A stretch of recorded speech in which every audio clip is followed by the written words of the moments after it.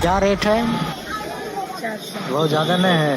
ज्यादा तो नहीं है, सबको टोक टोक के चलेंगे।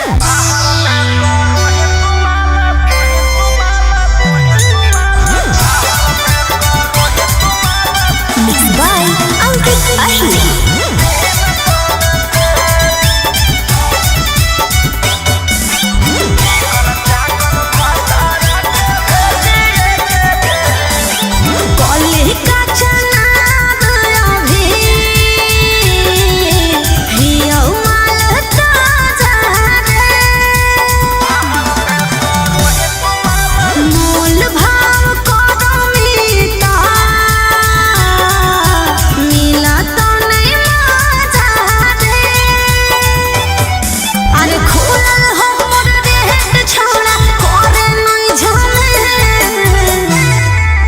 चिकन चाकन भातारा के भेजिए के जेल, बाहर में करो ही तुम्हारा 300 से।